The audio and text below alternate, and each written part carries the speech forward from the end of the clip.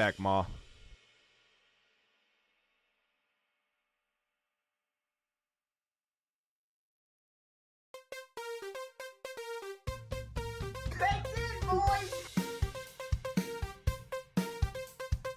Herbert's the gout, he'll punch you in the throat.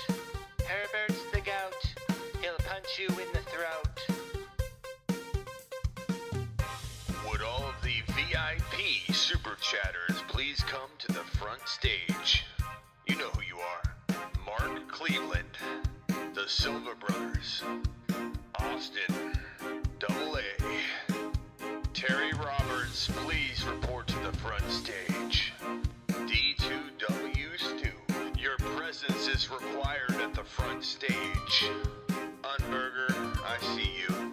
Tony Turley, we see you lurking over there.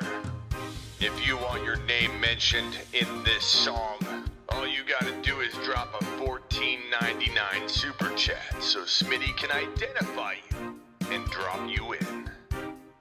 Get your name in the intro song of every Tuesday, Thursday show.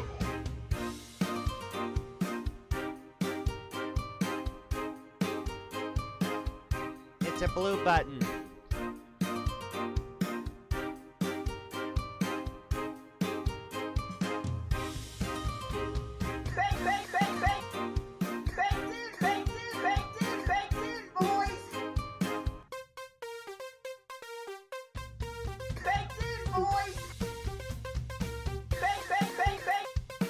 Herbert's the gout, he'll punch you in the throat.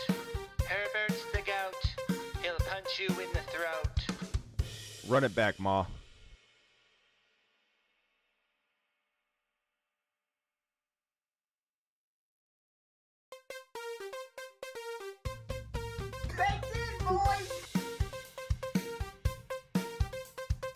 Herbert's the gout, he'll punch you in the throat.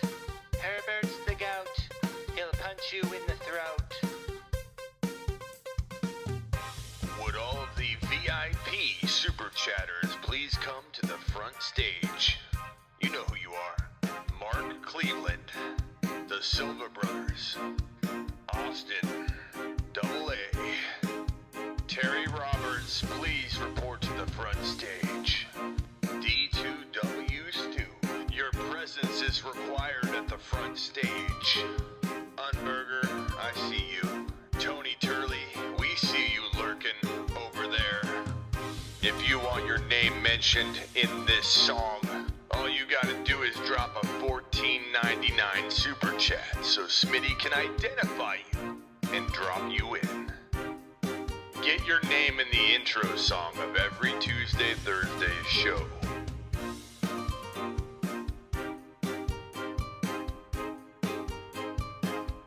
It's a blue button.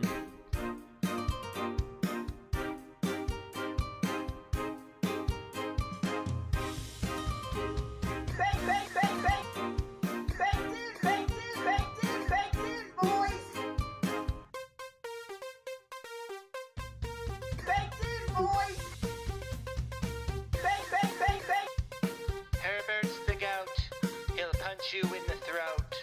Herbert's the gout, he'll punch you in the throat. Run it back, Ma.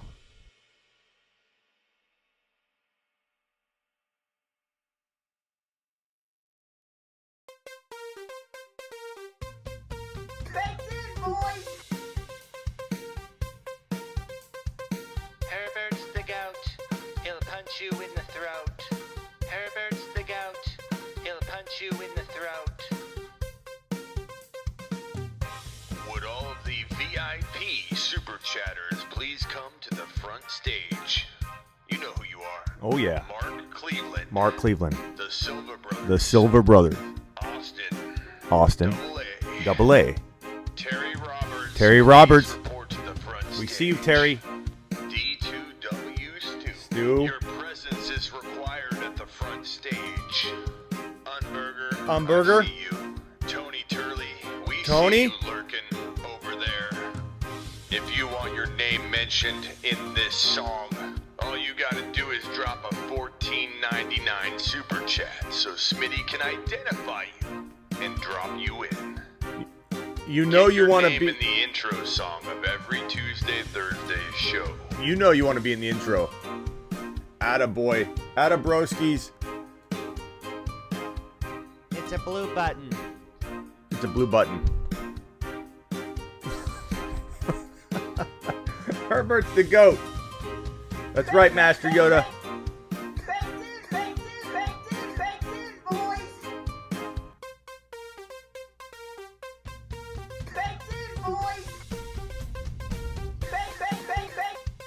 Herbert's the GOAT. He'll punch you in the throat. Herbert's the goat. He'll punch you in the throat.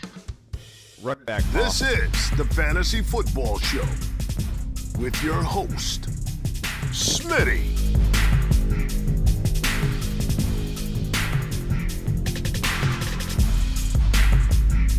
Top 5 running back. You're watching the Fantasy Football Show. I'm Smitty. Take a lap. My name is Smitty. You're watching the Fantasy Football Show. Where's my music? What in the heck? We'll clip this for now. I don't know what. If it's not one thing, it's another. Welcome to the Fantasy Football Show.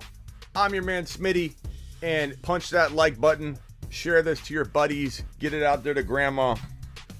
And we're going to get into the show. We've got a little news, not a ton of news. We've got some quarterback, strategy to go over for 2021 fantasy football drafting. And then, of course, fantasy football court. Usually the final hour. Sometimes we don't even get to it. Sometimes it's the entire hour. We'll see where it goes. I imagine on this show we'll have time for a lot of fantasy football court because the news is not like massively crazy. There's only a couple things to mention. I think things that are important to mention. So I'm going to throw those on screen here in a second. And then, if you guys have any questions along the way, of course, I will answer those and get those answers to you as fast as I can. I can't read every single darn question, but I do my very, very best. Getting into the news, we'll drop the biggest one so far, Jonathan Taylor. Look, this is obvious news. Obvious news right here. Okay, Coach Frank Wright acknowledged that the run game will go through Jonathan Taylor, who's earned the right to be the main guy in the Colts backfield. We know this. Like, this is obvious. But what this does is it gives some of you doubters out there that are like, I worry about Marlon Mack. Like, worry about Hines. Don't worry about Marlon Mack. I love when I hear I worry about Marlon Mack. He hasn't played in how long now? He's just going to walk in and take the job from the young rookie who they want to be the future. Like, don't worry about Marlon Mack. Like, that's the best thing that could have happened to the Colts backfield. What would you rather have? Them draft Chuba Hubbard or go after a running back that has a lot of upside like Sermon that fell, that could have fallen late. He didn't fall. He went in the third round of the Niners, and Sermon's going to drop fire on the NFL and fantasy football. But my point being that what would you rather have? Marlon Mack coming back after not playing for a year, being your threat to Jonathan Taylor, a top 5 dynasty running back? Or would you rather have some hotshot rookie coming in? Like, give it a break. Now, Nyheim Hines is a real threat to the PPR production. We know that. Bender wants in! Bender, I got to write your name down. You're going in the intro song, Bender. Bender is in the intro song. Thank you, Bender. Thanks for supporting the channel. Mac is decent before getting hurt, says Rob. But, bro, that's the point. That's what I'm saying. Exactly, Rob. Let me put Rob's comment out there. Rob's backing me up, even though he's trying not to. Decent. He is decent. Everyone in the NFL is decent. But I want a decent player backing up my Jonathan Taylor. And number one, even if Marlon Mack still had a bunch left, they're playing Taylor. The only thing that would happen, like in the case of like even a Chuba Hubbard were to come in, then you have a situation where if like Taylor got hurt, Chuba Hubbard looked better, then you've got a problem. Marlon Mack, if Taylor gets banged up and Marlon Mack comes in, Taylor's getting his job back. Like I'm not worried about Mack at all. Hines can take a lot of PPR work from Taylor But I still think we're getting what we expect and what we pay for at 7, or 8.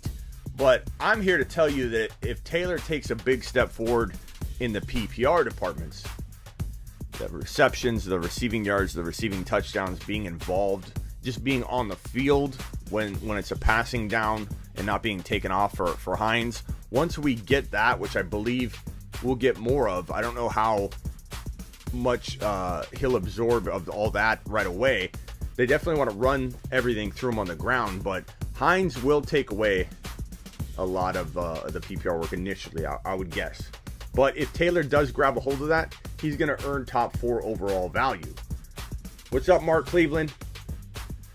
So I'm pretty sure that a lot of you already like him, but for those of you on the fence about Taylor going, I don't know about a number 7 or 6, like, look, when we were on the clock at number 4 overall in the Fantasy Football Throne Draft, which is only the biggest Instagram expert league on the planet if you're living under a rock, and we were given the 4 pick in the Throne League. We come together as a community and draft, and you guys draft my team for me. That's what makes the Fantasy Football Throne Draft so amazing. The community's draft for all 12 of the experts involved and channels involved. I was going to make a push because that's part of my job as the coach of the team, the GM of the team, was to make a plea that if Kamara, Cook, and of course McCaffrey were gone, which they weren't because we got Alvin Kamara at number 4, we got lucky. But if Cook, Kamara, and Christian McCaffrey were gone, I was going to make a push to entertain, not draft him for sure, but entertain the idea of drafting Jonathan Taylor number 4 overall. He has that kind of upside in 2021. If you don't agree, hello, Marlon Mack owner. I don't know what to tell anybody. Taylor delivered. He delivered. He had such a good finish to the 2021 season. Yeah, a lot of rookies struggled to pick things up. A lot of rookies struggled in the PPR aspect of things and being on the field. Look at Clyde. I love that people are doubting Clydey boy, and we'll probably talk a little bit about him because we usually do. I love Clyde Edwards-Helaire this year, and I love that people are feeling like Clyde won't be on the field on passing downs or won't get goal line carries because he got stuffed last year during his rookie year during very poorly planned and designed plays, and without taking into account that Clyde's got a whole new offensive line. But back on point to Taylor, this is Taylor's weeks 11 through 18. 90 yards on 22 totes, 4.1 a carry, 13. Let me see if I can get the whole. Let me screenshot the touchdowns too. Jonathan Taylor, and we'll get the whole picture here because you need touchdowns, you need everything. Screenshot this, please. Weeks 11, we'll do week 10 just so we can get a glimpse of everything. Actually, we'll do week 8. We'll go all the way from the bye week on. So grab that, screenshot that, drop that there, click on that, drag that, push that, pull that. Boom. That simple. So weeks 8 through 18 for Jonathan Taylor. So he had 22 totes in week 11, but the weeks prior, 7, 6, 11. Clearly not getting the volume. That was the concern and kind of some of the concern heading into 2021 for some people. They're like, hey, I don't like Taylor because I feel like he's inconsistent. He doesn't feel like that to me. It feels like he got going late. He got 22 totes in 11. Week 13, he got 13, but he still produced 91 yards, which is 7 yards a carry, and still pulled in 3 receptions for 44 yards and 1 TD. So week 13 was not a bad week just because he got 13 carries. He got 3 receptions for 44 and a touchdown. Week 14, 150 freaking yards, 2 TDs off of 20 totes, 150 yards. And then 5 targets the next game. 4 receptions, 12 yards, 83 and a touch. He had 2 TDs, 1 TD, 2 TDs, 2 TDs, 1 TD in his last 5 games. I mean, he's the definition of consistency from weeks 11 on. You know, so I get the fear of JT, and he doesn't qualify as a player that I would tell people, you know, draft him in every league, take the risk that you know, he works out, and if multiple leagues crumble. Like Nolan says, boo, I want to be in the intro song. Nolan, I'm writing you down. Mendoza. I got a couple of Nolans, so I need to make sure I'm writing the right one. Mendoza, and I'm gonna do something with your boo comment in the song, the intro song. If you're wondering what intro song is Smitty talking about, we're talking about this song right here.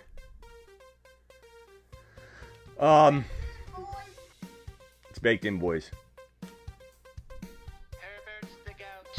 He'll punch you in the throat. If you want the name in this song, the intro song He'll punch you in the throat.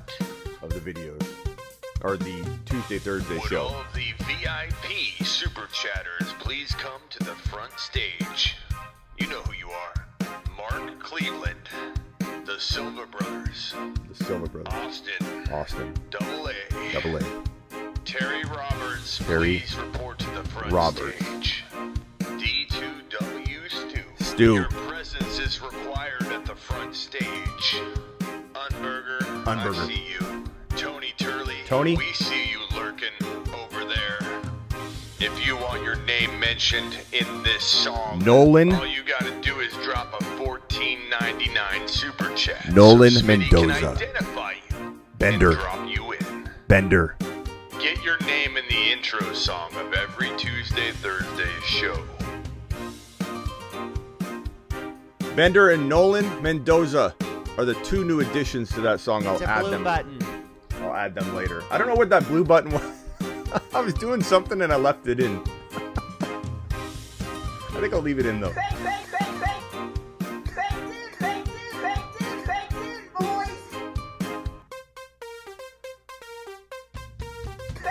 I gotta let it finish. Herbert's the gout. It's a He'll masterpiece. punch you in the throat. Herbert's the gout. He'll punch you in the throat. Yeah, buddies.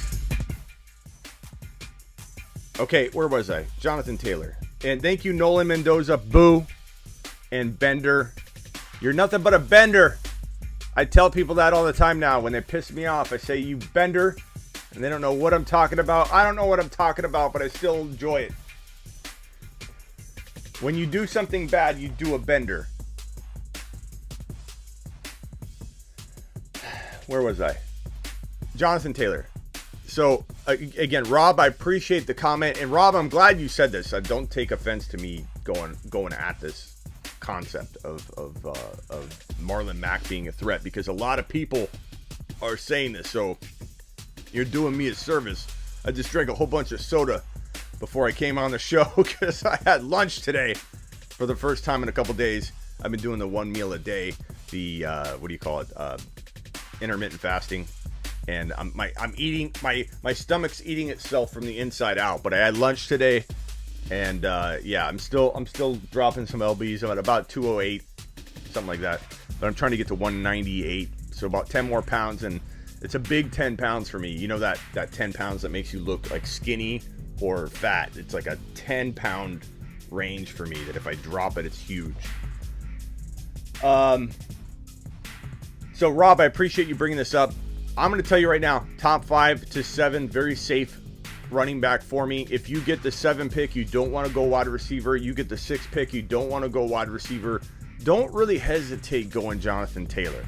I'd take him anywhere from 5 to 12 with ease. He's not going to drop to 12. I'm just telling you that range is beautiful. He's one of those guys that maybe he won't explode from his ADP value of number 6 overall, but I truly believe that he will have a really good shot at earning a little bit more than what you're paying and give you security at running back that in turn helps your whole team and your whole team build. So Jonathan Taylor, solid news. just, confirmation that we know what we're getting with him. It would have been bad news if they would have come out and said, hey, we're not sure what to make of Jonathan Taylor yet. He's got to earn his job. Like, something like that would have just dropped his value, which could have been good. But, it's nice to know the coaching staff believes in him. This little nugget right here, Mike Williams is expected to play the X receiver spot in the new offense, Lombardi's offense. But I think...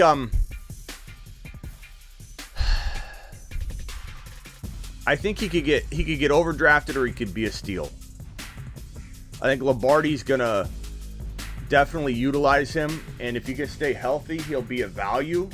If he can stay healthy, I think he's like a 9-10 TD potential wide receiver, even if he's only pulling in like 900 yards. I don't know that I'd count on a 1,000-yard season for him. I think he had like 7 and 5 last year, if I remember correctly. 700 something yards and 5 or 6 TDs. I think like 8, 9, 10 TDs he's capable of, and 900 yards. So he's going to be a potential steal wide receiver 3-4. Don't expect more than that, but he's a pretty darn good grab because Herbert's going to throw, as you know, he's the GOAT. Punch you in the throat. Probably throw about 40 plus TDs in 2021. With an extra game, I don't see how he doesn't if he stays healthy. Herbert's going to have an MVP caliber season. I think the Chargers will make the playoffs and potentially be a deep playoff contending team through wild card spot, whatever the case may be. They are going to be very, very, very good. Hard to trust Mike Williams, says Damon. I agree, but that's why you're getting him like almost in some cases like undrafted or in double-digit rounds. It depends where you're drafting and who you're drafting with, but not much risk at all, Damon. So you got to ask yourself, do you trust him? Do you not trust him? Or do you trust him at his ADP? Because if he fails you lose nothing. I think if you want another deep wide receiver to take in like the double-digit rounds or last pick in your draft, like this is a last round pick, Pringle. The Chiefs offense is going to produce somebody doing well at the wide receiver 2 type spot.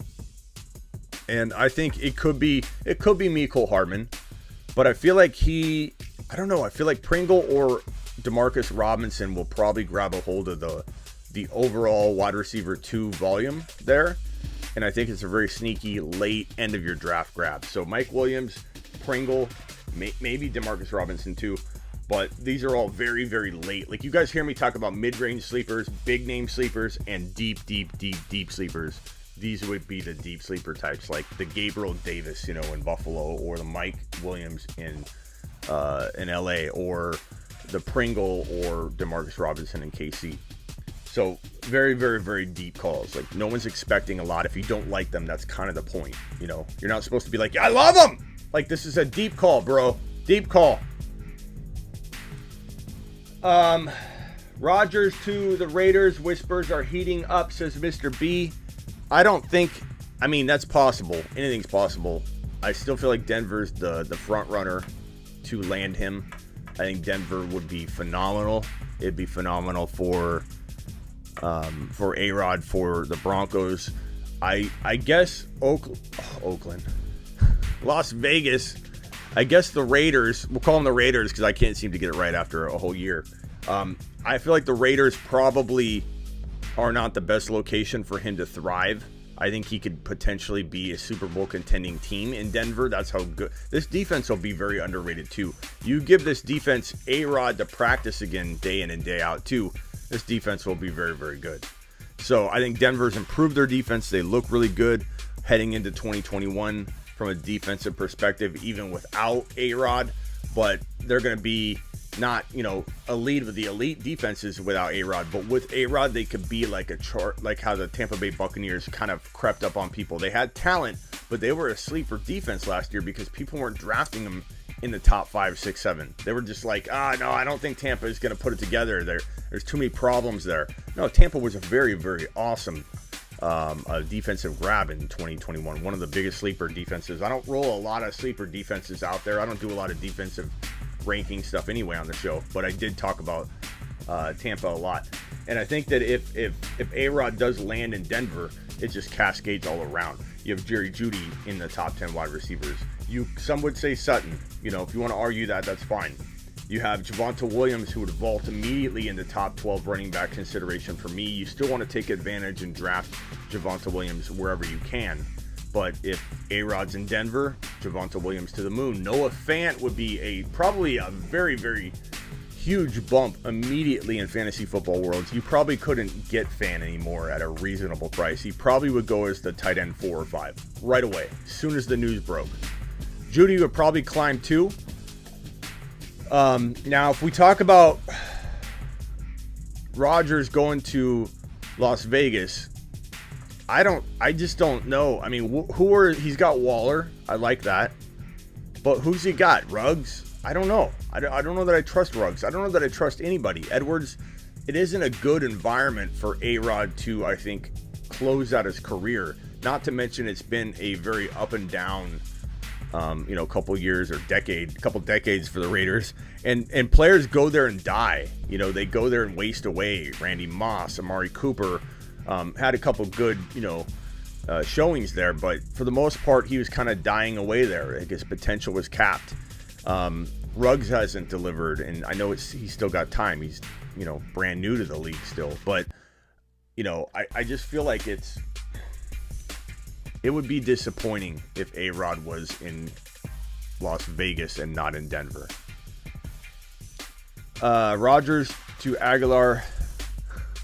How did Chucky get the Raiders job anyway? He's a good coach. He's got some deficiencies, and I think if he isn't set up to properly, he's not going to succeed. Like, he's a good coach, but this isn't the best team and best situation. It's hard for anybody to turn this around. Gruden and Rodgers, I feel like those personalities go together well, says Mike Jones.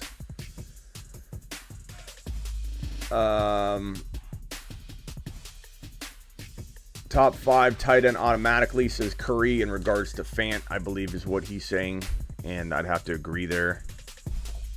But anyway, we'll talk about that. I'll look and see if there's any fresh A-Rod news. The last piece of news, one more. Not a whole lot of news, like I said. The Athletic reporting that number 2 overall pick Zach Wilson looks so comfortable in new Jets OC Mike LaFleur's offense during OTAs and minicamp. Now, I've heard conflicting things on this. I've heard a couple of people say they saw him throw some INTs, and then you get a report like this from the Athletic saying that, he looked so comfortable in the offense. I love Zach Wilson, and Zach Wilson to me is top 6 quarterback bound for the future. The Jets are going to turn things around really quickly. I love when people say to me, Jets don't produce good quarterbacks, Smitty. They haven't had a good quarterback in how long? Or they don't have running backs, Smitty. Or the Jets are notoriously bad. Why do you like the Jets? The Jets came out of the draft with like a half of a new team. They were basically replaced half of their team, or upgraded half of their team, at a lot of skill positions too. The tripods positions, the quarterback, running back, and wide receiver. With Moore, with Carter, and now Wilson, you have a tripod effect going on. Improved defense, good coach. I love Salah. I love what Salah is doing. I love that they brought over LaFleur as well. So this is basically like partial Niner takeover here. And I truly believe the Jets in one calendar year, if not in flashes in 2021, the Jets in one calendar year, maybe a year and a half, are going to look like an amazingly improved team, much like the Buffalo Bills do and turned around their organization like that. Which, if you say no, Smitty, how can you say that? Because I said it about the Buffalo Bills, okay? And the Buffalo Bills, clear as day, were on the right path, going from rags to riches very, very, very quickly. And Josh Allen, as a rookie, I've been behind him from day one. I said he'd be in my top 4 overall quarterbacks. I was wrong. He's number 2. I was off by half. when I said he would be a top 4 fantasy quarterback in 1 calendar year from his rookie year. It took him an extra year, so I was wrong. And he wasn't 4, he's 2. And everyone said, oh, he's just going to run after his first year. He's a running quarterback only. He's not good. He can't be accurate. He can't be a good thrower. He's one of, if not the best passer in the league. You could say Mahomes is. That's fine. But you could also say Josh Allen is. That's fine too. There's no right or wrong answer to that question. You could literally draft Josh Allen as the number 1 quarterback in fantasy football. I wouldn't bat an eye. I wouldn't call you crazy. I wouldn't say you're wrong. These two guys, Mahomes and Josh Allen, and we'll get to this in a minute because we're going to do quarterback strategies and quarterback stuff today. All rankings, all quarterbacks, everything quarterback. And I'm going to go over where I would draft him. I'm going to go over why Josh Allen, not Mahomes, is my favorite quarterback to draft in 2021. I love Mahomes. I won't necessarily pass on Mahomes in every situation, but Josh Allen is falling repetitively into a draft range that I absolutely love more than where Mahomes is going to have to get taken. So we'll go over that in a second. But the Jets are going to turn it around. They're going to turn it around really quickly. I love Zach Wilson. Zach Wilson appears to be top 6 bound, if you ask me. I think Moore is going to be a very, very good wide receiver. I like Denzel Mims a lot too, but it feels like Mims is behind.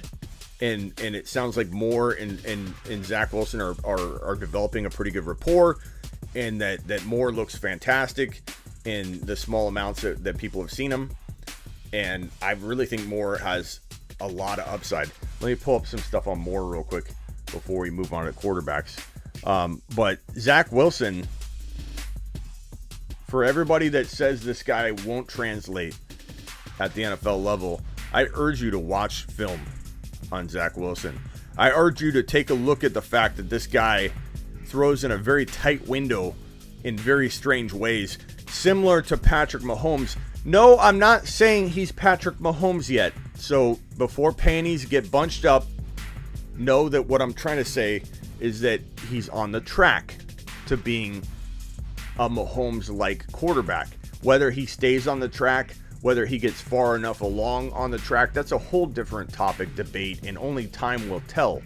But you're allowed to say things like he could be the next Mahomes, or he could be the next this or that. That's okay to be a little bit, hey, there's some potential for it here. Everybody takes those comments and they hear what they want to hear. It's like my mom. You say something in one ear, and then sorry, Ma, if you're watching, goes in one ear and out the other ear, or it doesn't even come out. It gets lost in the ear. You're like, he could be. He's got some of the makings of the next Patrick Mahomes. Oh, Schmitty, he said he's the next Patrick Mahomes. I did not. I said he could be. There's a big difference, and you should be able to paint people with those brushes.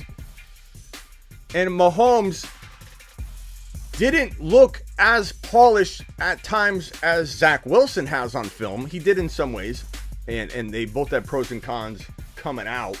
But Mahomes looked really good, and if you don't think Mahomes looked good to me, why did I have him in my top 5 overall quarterbacks, before he even was anointed the starter? Because I saw something in him, and I see something in Zach Wilson, and I see very similar things that I saw in Mahomes.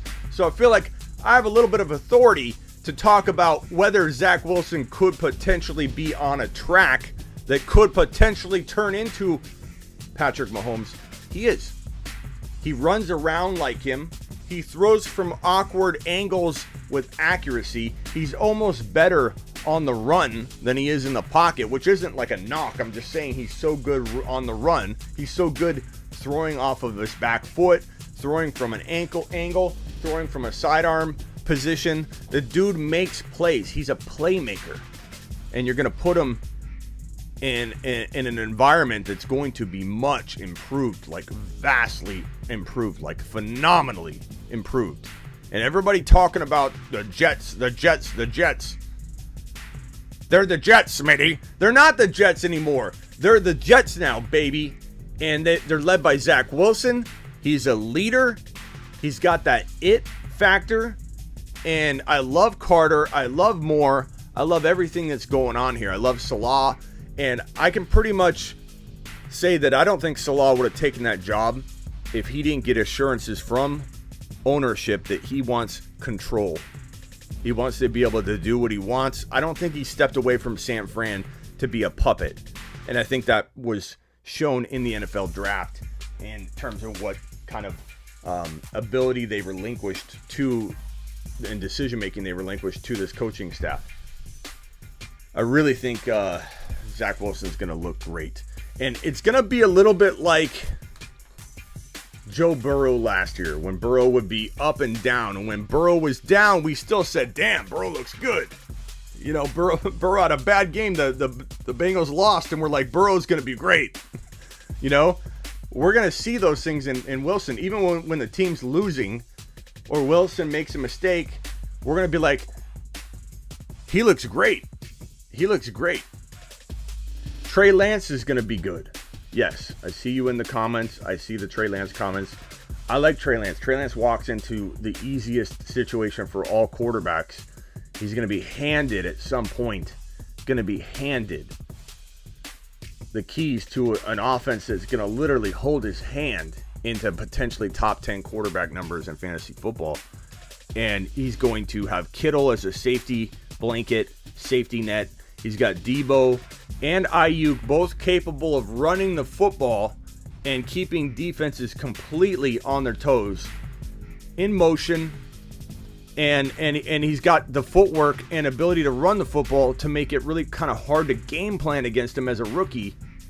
And he might be one of those guys that as a rookie quarterback still runs for like 7 TDs.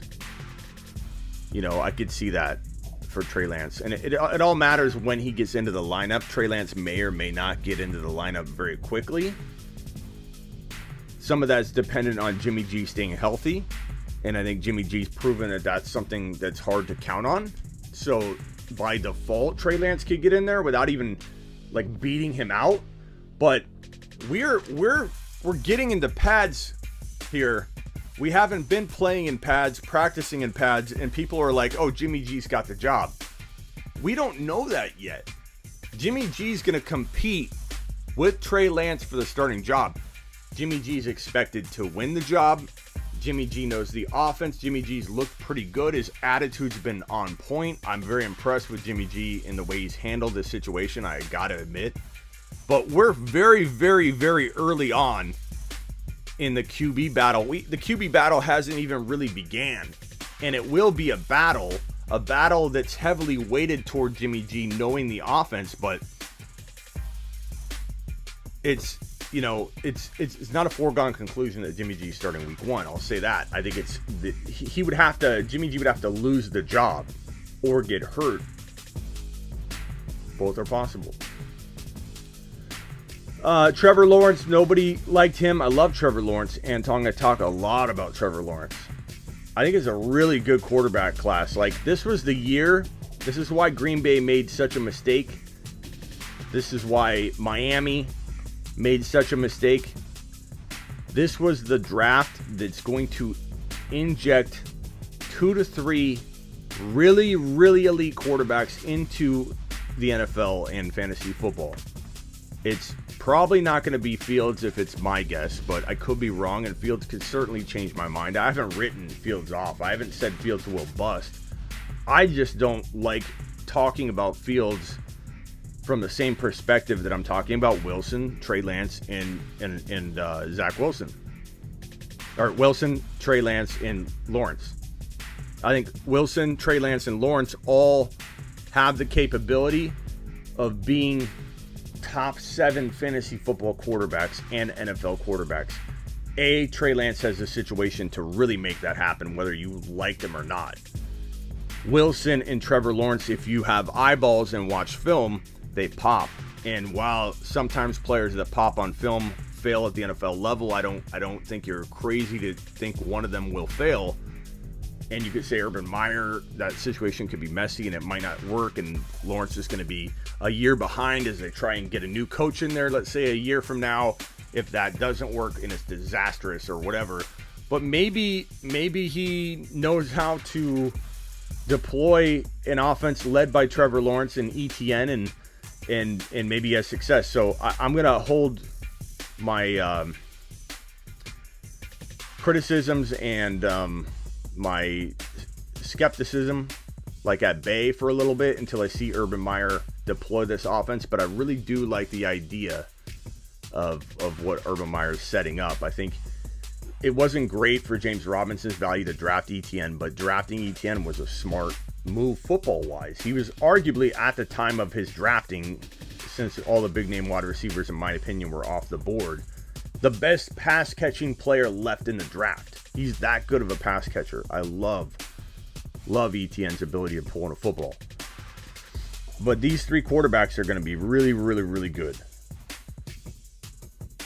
I thought Wilson was the best QB in the draft, says Bender.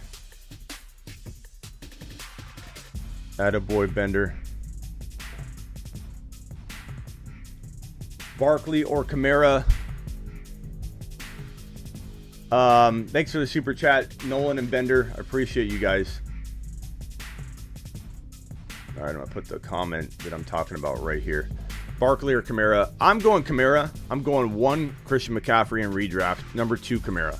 So Barkley's not even in my top 3. I've got Cook number 3. And then from there, it's like Barkley, JT. You know, you could throw Henry in there if you wanted to for X amount of games, and then I'd trade him high. I think Henry's going to hit a wall at some point during the year. Like, if you think about it, hey, we got 70 people in here. Please hit the thumbs up. We're approaching 100, baby. We're getting close to back to the hundreds now. It's July 1. It's July 1. It's football time. If we, this is a team I was going over with one of my text message peeps, trying to figure out the best way to attack a certain draft. So if you want that one-on-one advice text service, go to heysmitty.com and DM me on Instagram at the Fantasy Football Show, and I might swing you a deal. Okay, so you've got, what we're talking about, CMC, Kamara,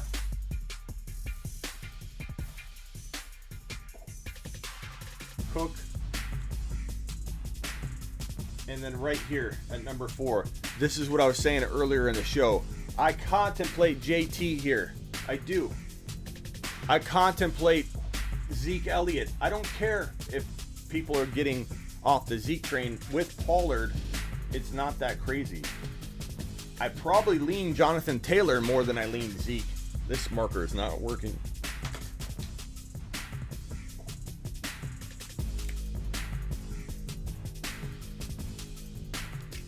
Henry.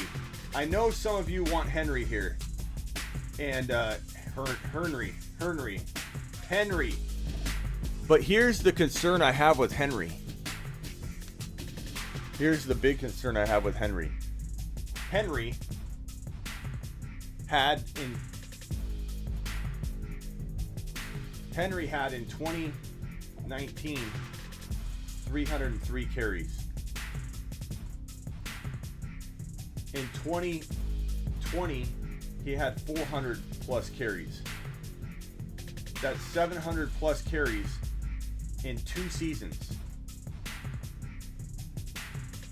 At last year's pace, even if you average the year prior's pace, you got to think he's going to get close to, with the extra game, he's going to get closer to the 400 than he will be near the 300. So add 300 carries to this total to get to 1,000 carries. Derrick Henry is going to be at 1,000 carries. Not on his career, within 2.80 seasons. At 2.80 seasons, Derrick Henry is going to be at 1,000 carries. That's by like week 12, week 13, week 14. I mean, give me a break. 1,000 carries. At some point during the season, this is week 1, this is week 18.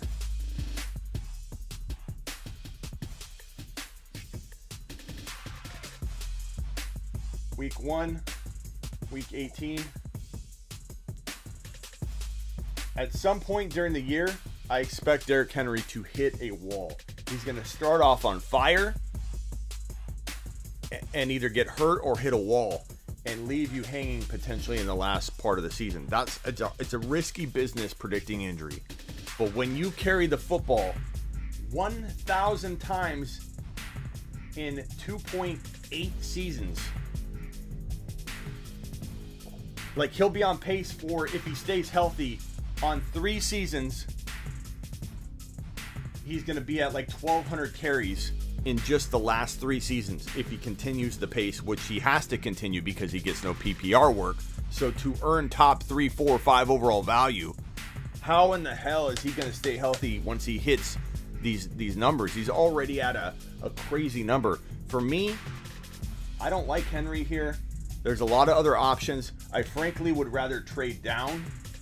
I'd rather trade out of this pick. I'd rather get a second plus a third, and then take this third and use a 6th or 7th and move it back into the second. And honestly, it's doable with just 2 trades to trade this number 4 overall pick. If these guys are gone, these are my top 3. Trade my number 4 overall pick for 2 second-round picks somehow through 2 trades. Get a second and a third, turn the third into, or keep the third and turn your 4th and 6th or 4th and 5th into a second anyway. So that's the key, I think, in 2021 versus using, if you don't get one of McCaffrey, Cook, or Kamara, and here's round 1, here's round 2, here's round 3, here's round 4, here's round 5, here's round 6. Okay?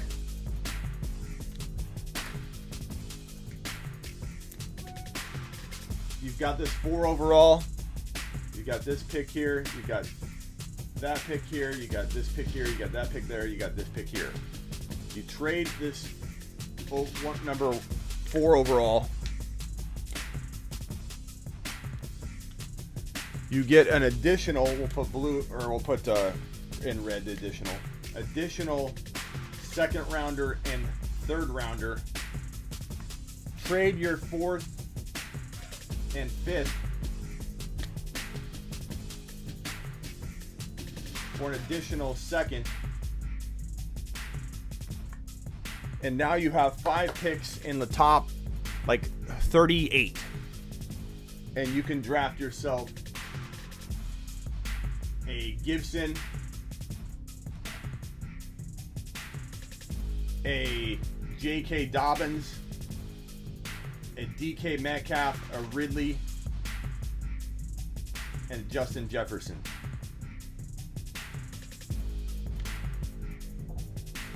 That's the kind of team you can draft by doing these trades. Gibson, J.K., D.K., Ridley, Justin Jefferson. Tell me you don't love that team off making essentially 2 trades. That's why I don't love the number 4, number 5, number 6, number 7 at all. Kamara is the number 2 for me too, Mr. B says. I love how people have a problem with Kamara at 2. It's like, what has Kamara done to you? What has Kamara done to any of you? Anybody that says, like, no, I saw your comment, you're like, you have Kamara number 2? How can you balk at anybody having Kamara number 2? That's ridiculous. Like, I don't care if you have him 4. Why do you care that I him 2? What has Kamara done?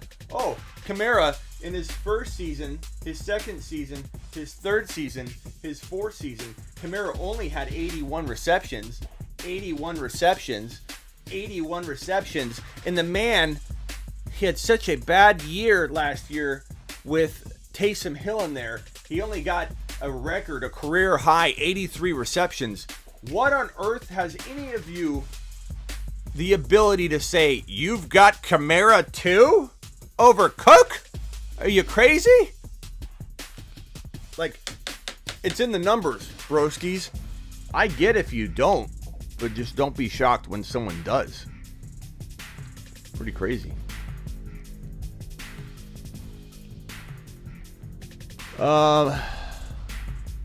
Noah, trading isn't for everybody. Noah says, geez, Smitty, all that trading is complicated. Noah, it's go play best ball, baby. Go play best ball, Noah. It's waiting for you. If you don't like trading, that's half the battle. Elgin says, take a nap. I will later. I gotta work, bro. Master Yoda says, Henry, bonafide 3 for me. Cook versus Kamara at 2. Whatever works. I get it. And you know what I'm going to tell you? Are there situations where I draft Henry? Absolutely. Like if I'm sitting here in round 1 and I'm right here and Henry falls. I keep wanting to put Henry falls. I'll take him and then trade him by, I don't know, week 9 to 10 is when I probably would trade Henry, because you can sell him high. Like, he's gonna start off on fire, and I'm not gonna need to hear the "see, I told you, Smitty" in week 1, because I'm predicting that he does well in week 1. I think he'll do great in week 1, 2, 3, 4. The guy looks phenomenal. He hasn't dropped off. It's not like Todd Gurley, where we saw Todd Gurley fall off the face of the earth. It's not. Like, Henry ended on fire. Expect him to continue to be on fire. But there will be a wall. And when you say, Smitty, I have 82 in here. We're almost at 100 again. Hit the thumbs up if you're in the chat, please. If we go back to the board,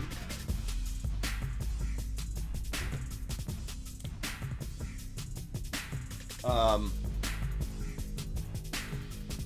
talking about Henry, right? I got sidetracked there.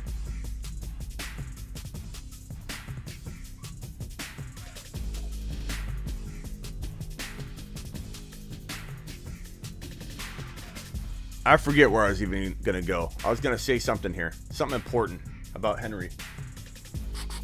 What was it? Remind me. Say something negative, Noah. Remind me. Cook has no QB. Cook has no QB and situation risk. What do you mean Cook has no QB? Cook's got a QB. Henry, I was going to say something about Henry. I just blanked out. I got too many things going on through my head here. Smitty, I have a question on roster depth for the fantasy court. Okay, throw it at me when we're ready.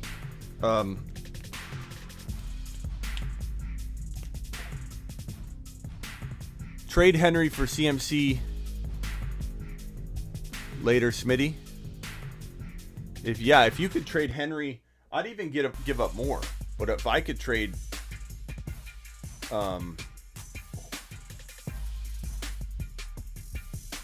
Henry in Dynasty for like Harris and some CEH and some, you could maybe even get more. J.K. Dobbins, you might have to do this one straight up. You may have to do Harris straight up, actually, in Dynasty. But if you can get more, get more. Clyde, you can maybe get a little more. Like, I make those trades right now in a heartbeat. I'd get rid of Henry in a second for Harris, Clyde, J.K.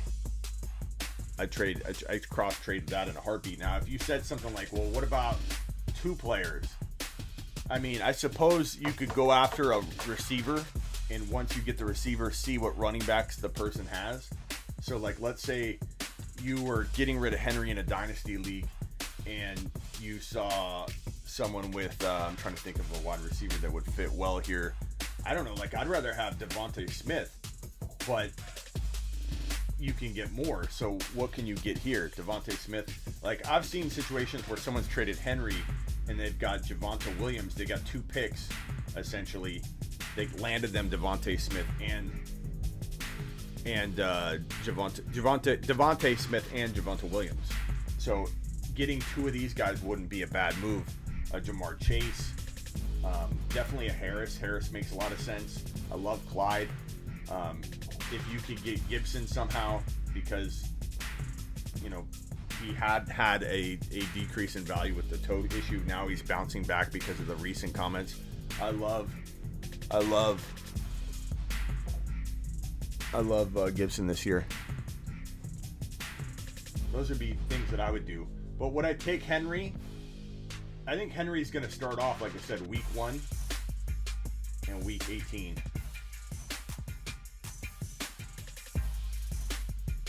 Week 1, Henry's going to start off on fire, but at some point he's either going to get hurt or the carries are going to add up, because that's literally, he's 1,000 carries is insane, people. In year 1, 2019, 2020, 2021. This is just in 3 years. 303, 400, and what can he possibly get here? And I know what I was going to say about Henry now. Think about this for a second. If I'm so off base by doubting Henry right here, okay?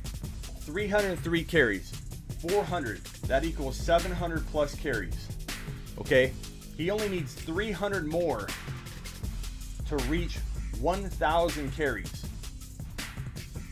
He's breaking down somewhere in this point. If it's not this year, it could be at the beginning of next year. There's no way this man catapults over 1,000 carries without any reception work. It's literally all between the tackles. Henry starts off on fire and you trade him. That's exactly what I'm saying, Jason. Exactly what I'm saying. And if I'm that off base, riddle me this. Henry's ADP. God, that's Henry's ADP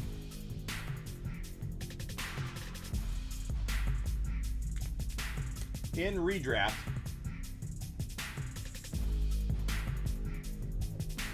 in Dynasty are two very, very different things. Henry's ADP in redraft is number 5 overall. Henry's ADP in Dynasty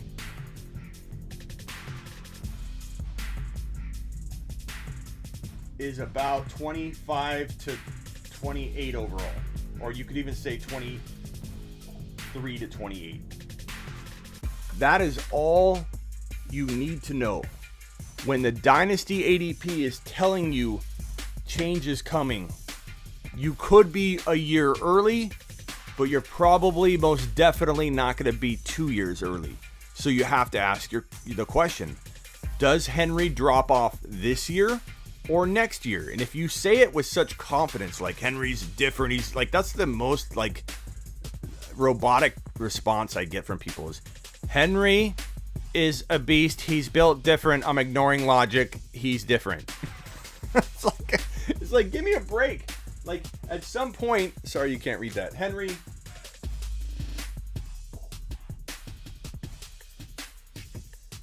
at some point, Henry's going to drop off. It's a matter of when, not if. And when his ADP's 5 in redraft and his Dynasty ADP's 23 to 28, that says something. That's telling a story. It's telling a story of decline. And people are definitely projecting that decline. It's right in front of your face. The question is, are you going to hold on to that bag too long and draft him at 5 when everyone and their mother is predicting it to go this way in Dynasty, meaning after this year? Now let's get to quarterbacks. That's what this show is going to be about today. Quarterback drafting, which is always such a controversial topic. Where do you draft quarterbacks? Should you draft a quarterback early? What is early quarterback drafting?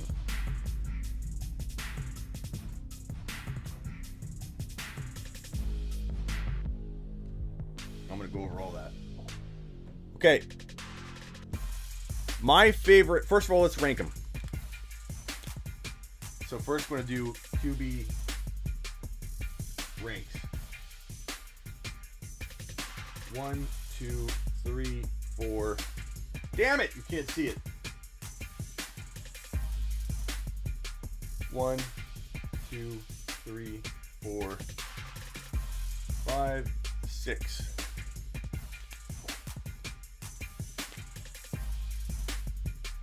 Mahomes, Allen. We'll put Kyler here. I'm going to put Herbert here. Lamar. And then you've got like Dak on over to the rookies.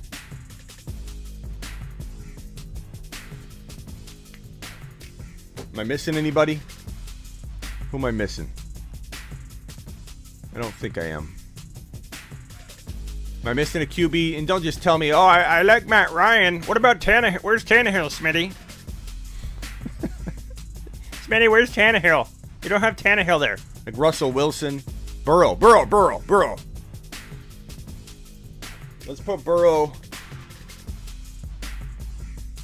Let's put Burrow. You're going to call me crazy, but I'm putting Burrow here.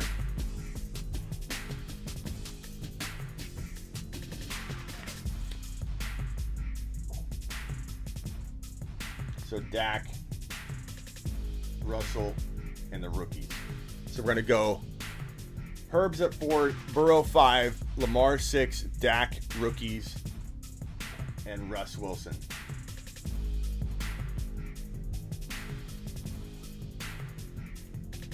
Tua, no thanks. Okay, those are my quarterbacks. Like, kind of speaking dynasty and redrafts, we can move them around a little bit. Yeah, Hurts. We'll put Hurts in here too. Plus Hurts. All right. Early QB drafting.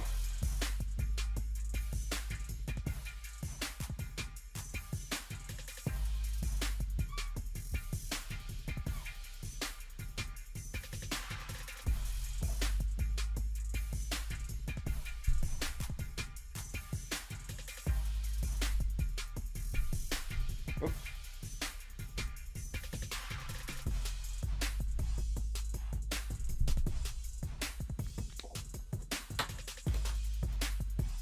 Herb's before Lamar. I've got Herb's way before Lamar, bro. Okay. I think Herbert's gonna have a. I mean, we just have a whole song. Terry, you're in the song, bro. What do you mean Herb's before Lamar? Listen.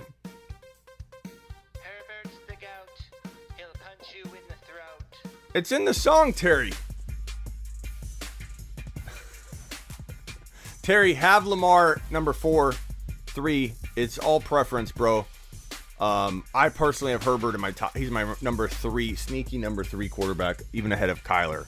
But I'm putting Herbert 4 so we don't get questions throughout the whole show. My personal favorite of this 3-5 range is Herbert. Okay, where do you draft Mahomes in 2021? This is where Mahomes' range is. Actually, it's a little higher than that. It's more like Mahomes is like this range. So Mahomes will put green.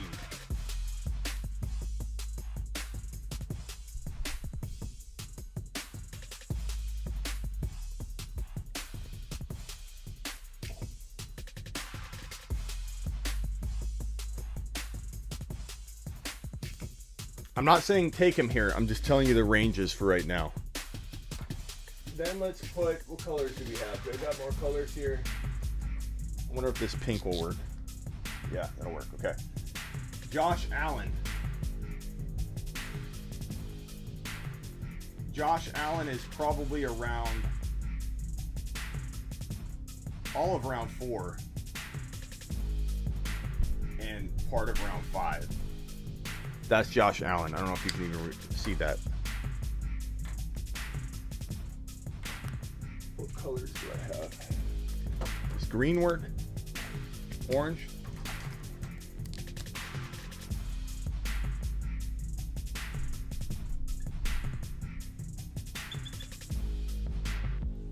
A little bit better. That's Josh Allen range. Herbert. We'll use blue for Kyler and Herbert, even though the whole thing is blue. I would say Kyler and Herbert are sharing this 5 to 6 round range. Lamar is probably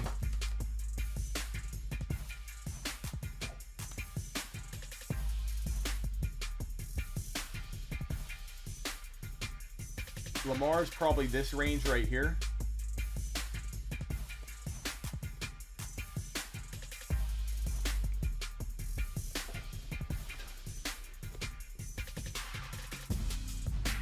Mahomie.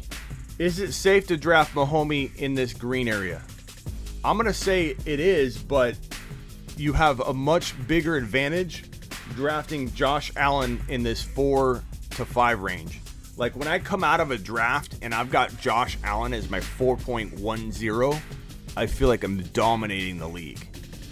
When I come out with Mahomes in the 3rd round, as much as I can defend it, it definitely doesn't feel as like solid and strong.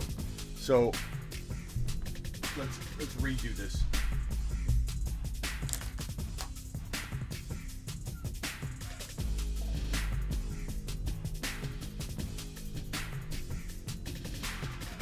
So 1, 2, 3, 4, 5, 6.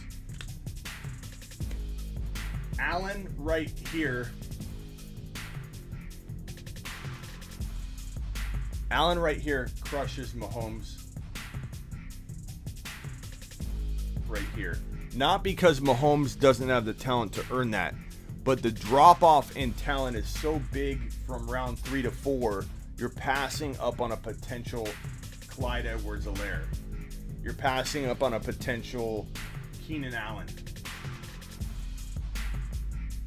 Maybe you're passing up on a J.K. Dobbins.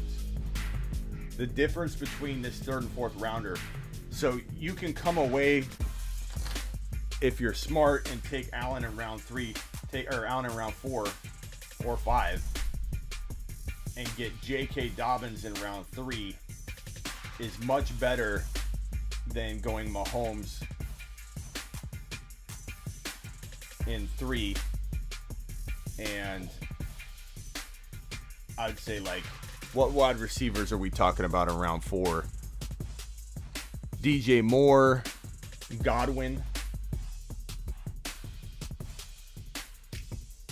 Like, give me Allen and JK or Allen and Keenan Allen over Mahomes and Godwin all day long.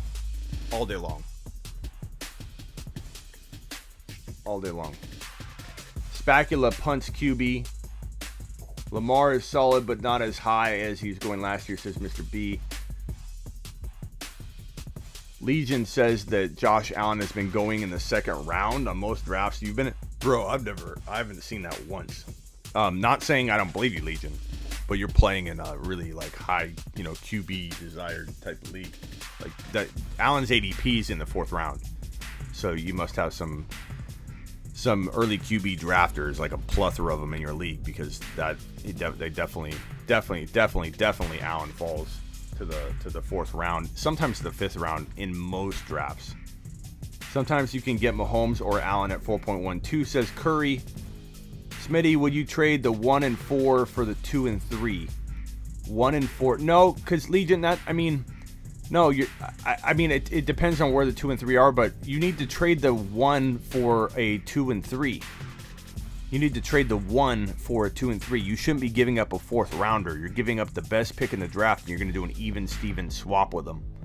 You know what I'm saying? Like, if you're going to give up a 1st rounder, you don't just say, let's do an even swap. You say, bro, you want to trade up, you're going to have to pay. A 2 and a 3, 1 and a 4, that's even Steven crap. You kick me in the nads, I kick you in the nads, and we move on our merry way. I'd rather you say, hey, you want a round 1 pick, give me your 2 and 3, bro. And if I got to give you back an 8 or something, that's fine. But you want a 1st rounder. You want to walk out of your draft, Steve or Philip, and have 2 1st-round players. You got to pay the piper. You got to surrender a pick. You surrender an entire pick. You know what I'm saying, Legion? You make him work for that, bro. Make him work for that bread. don't be giving away first rounders. This is a team you can build.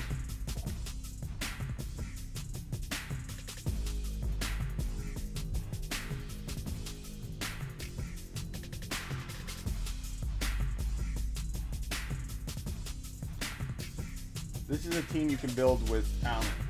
You draft Allen in round 4. You draft, we'll call it Taylor in round 2. Gibson, I'm sorry, Taylor in round 1. Gibson in round 2. And potentially Lamb in round, oh no, if we're going to go Allen in 4. We get like, who's a receiver in round 5?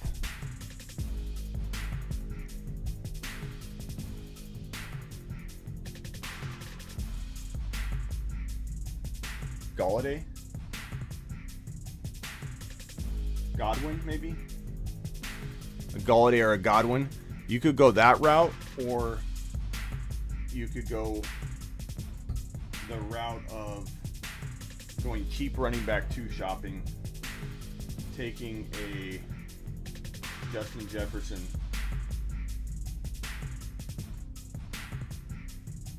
or you could use your fourth rounder on a running back or go out. I love this team. This would be a great way to start off. First rounder,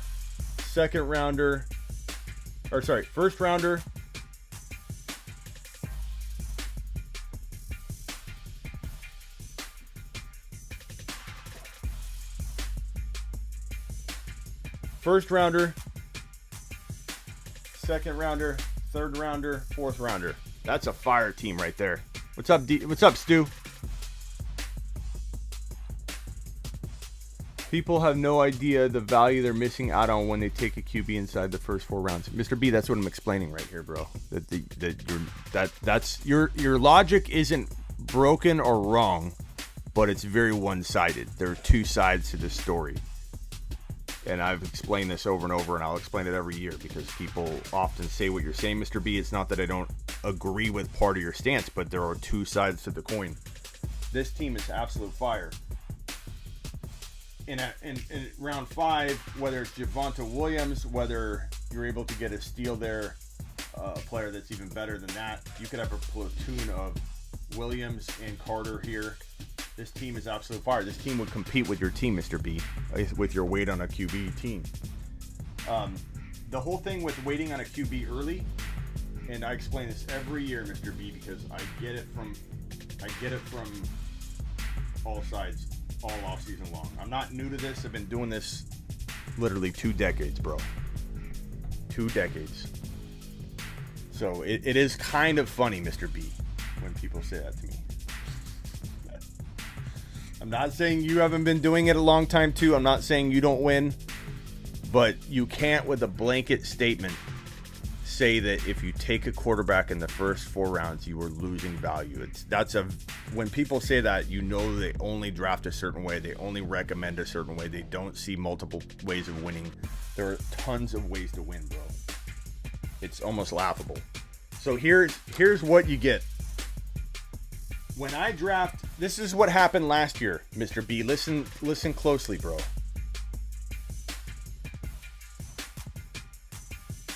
Hard for me to buy into Javonte in redraft. Dobbins, Akers, absolutely nothing as rookies. Yeah, but bro, last year was you can't look at with Akers and with even Clyde, you can't look at rookies not producing. Like I think this year is gonna be different. Let's take a look at this last year. When DK Metcalf was going in like the round 5-6 range in January, and I was taking Mahomes here,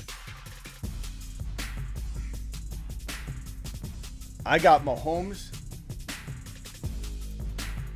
and DK when I was running this topic out there, getting blasted left and right by a bunch of anti-early QB drafting people, which I'm not an early QB drafter. I just advocate for all sides because no one defends early QB drafting like it should be defended. Nobody. So I do it. Even though I draft quarterbacks late as well, I defend this. And if you call Josh Allen at 4.10 an early QB draft, then I love early QB drafting. This is what DK was costing you in January. So when someone said wait on a QB, take your quarterback here, take your Russell Wilson or whoever in 6 to 7, whatever, and I'm taking DK there and I'm getting Mahomes, what I did was land this pick, bro. It's apples to apples. It's Allen Robinson from last year and Russell Wilson against my Mahomes and my DK. Then DK went completely straight up into the 3rd round as we started talking about all season long. Mr. B, are you seriously can't wait till around round 5? You seriously can't wait until round 5? I can, Mr. B, but why would I? Why would I when I can draft Josh Allen at 4.12? You know, back-to-back 5th round. Like, you're going to have the 5.1, bro.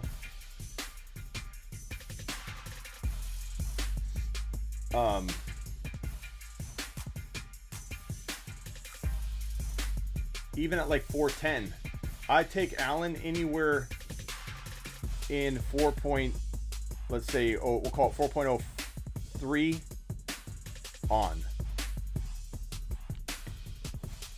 Does that mean that Kyler in round 5 is bad? No, I love that. Does that mean that Herbert in round 6 is bad? No, I love that too. Like, you're coming from an angle where you're saying this is bad, but I'm not saying that either of these are bad either, bro.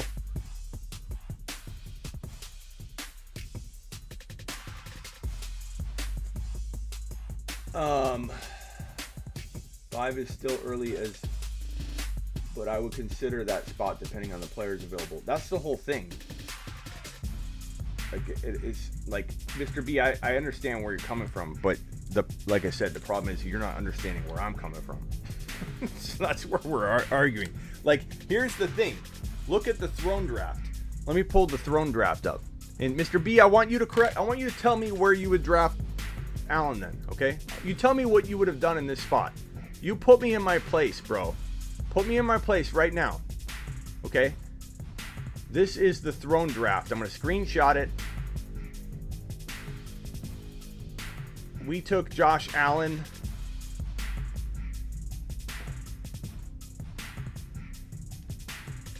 Let me screenshot this.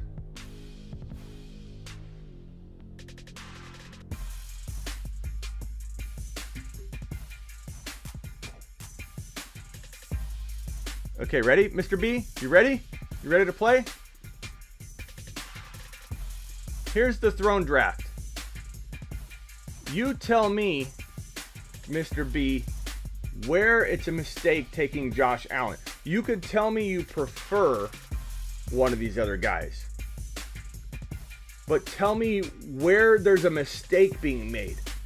At 4.09, we took Josh Allen. Robert Woods is available. Whoa, I lost my league because I took the number 1 potential quarterback over Robert Woods. Gaskin, Galladay, Adam Thielen, Cooper Kupp, Deontay Johnson, Javonte Williams. We took Lamar Jackson, Kyler Murray. They went at 5 and 6, 5.05 and 5.06. Like, tell me where I'm wrong. Like, everybody in here telling me that early QB drafting is bad. I've got it right in front of your face.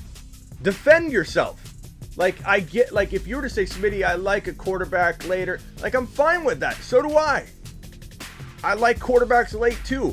But when you come into the chat, no offense, Mr. B, but you come into the chat and you say, I can't understand how anybody, as if you're behind or your skills aren't up to par, if you believe drafting Josh Allen around 4 or 5 is a good move. Like, you know better than us, Mr. B. And it's again, I'm not trying to go at you necessarily. I'm going at the thinking. So tell me where I'm wrong. tell me where I'm wrong. Looking at this draft board, which is very anti-QB early, very running back heavy draft communities. This is Instagram, basically. The top 12 kind of Instagram pages I brought together, the followings for each community drafted team. This is a very, very good draft. Not a lot of mistakes are made because it's made by a bunch of people. Groupthink. Tell me where I made a mistake, a devastating mistake. Not taking another position and taking Josh Allen. I'm just curious. We have a lot of people that say this and then they can't back it up. So 4.09, Josh Allen, Woods, Gaskin, Golladay, Thielen, Cooper Kupp, Deontay Johnson. We took Javonte Williams. Then you got two quarterbacks. Mike Davis, I like. You could argue Mike Davis, Mr. B. You could argue Mike Davis. I'd be okay with Mike Davis there. I'm not saying I don't like it. But tell me how I'm missing the boat or I'm leaving value. You can't understand how I could possibly take Josh Allen. I don't even get it. I'm ridiculous in my thinking. I'm leaving value on the table. Where? What player am I losing my league because I'm taking the number 1 overall quarterback? It's regurgitated thinking, Mr. B. Everybody's saying you take a quarterback. I love it. It obviously gets me hot and bothered, right, Mr. B? But I love it. I love when people say it. They come in and say it. They don't even know what they're saying. They just say, I can't believe people take a QB early. Look at it. Where am I making a mistake, Mr. B? I'm waiting. Here's your comment. Do you think the 5 or 10 point difference per week you're going to get with Josh Allen over somebody like Russell Wilson later is worth the pick? Mr. B, I'm showing you that it is. Tell me where I'm making the mistake. Tell me what I'm missing out on. What player can you identify? What multiple players? Like you could say, oh, maybe there's one. Yeah, I like Mike Davis. Or give me Kareem Hunt because we need a running back. But like, honestly, I'm waiting. Mr. B, I'm waiting. Who's going to put me in my place and tell me that 4.09 is ridiculous for Josh Allen? I'm waiting. We're in fantasy football court mode already. You're on. Mr. B, you're up. Mr. B is up. Mr. B, I'm waiting. The court is waiting. The court is waiting.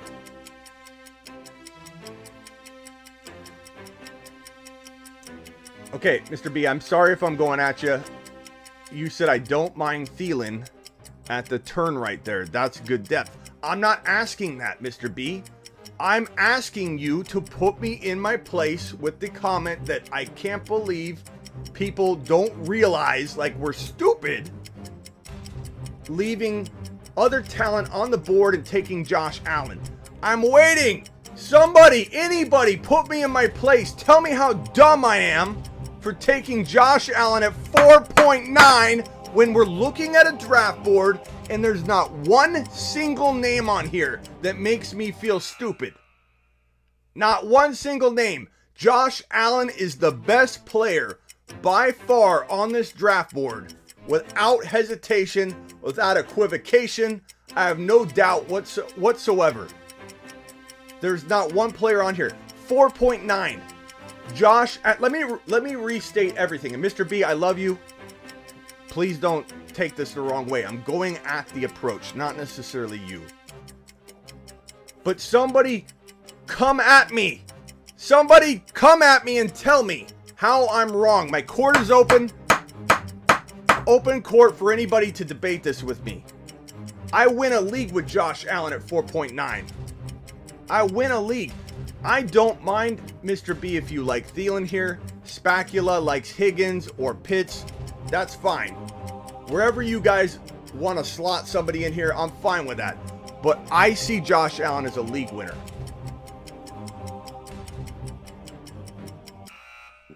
I'll give you guys one more 1 minute countdown. I'm still waiting for somebody that is an early QB is bad defender to come to me and tell me that I'm wrong.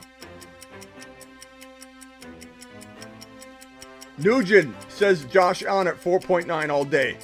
I'm waiting. Who's going to prove me wrong? Matt says Josh Allen that late wins leagues. I'm waiting, Mr. B. I'm waiting. Please take the case. Take the case. Literally, the judge is waiting. There were still 6 other elite QBs on the board, says Bach. Bach, that's not a defense. Tell me there's a player here that I'm losing my league with by taking over Josh Allen.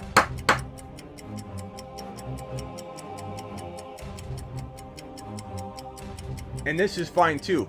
The preference is fine. Tommy says I would wait on Dak. That's fine. I don't have a problem with either approach. I'm merely waiting for how it's ridiculous, because that's how it was phrased. As soon as one of your top 4 picks gets hurt, your season is over. Not true. Mr. B, tell me who you're drafting. My whole point in this is I want to compare apples to apples. Mr. B, tell me who you're drafting at 4.09. I'm waiting. I want to know what your pick would be on the players that were available after the 4.9 pick. Who would have been your draft selection? Mr. B, please step to the podium and report what player you would have selected at 4.9 over Josh Allen. I would like to know.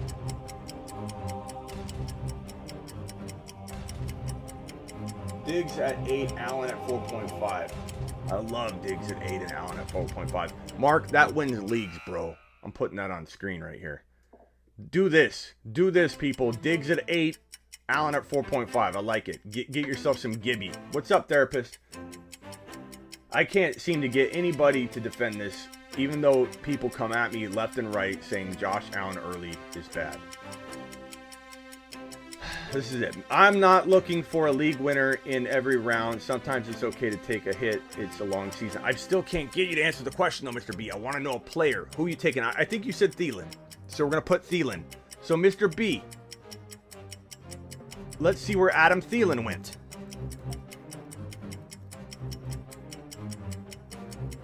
In round 5. So that's right where he went. Okay, 5. 4.9, 5. You said you'd like what quarterback? A Hurts, or let's see where Hurts went. Stafford went in round 9. Brady went in round 8. And Russell Wilson went in round 7. The players available after Russell Wilson are as follows.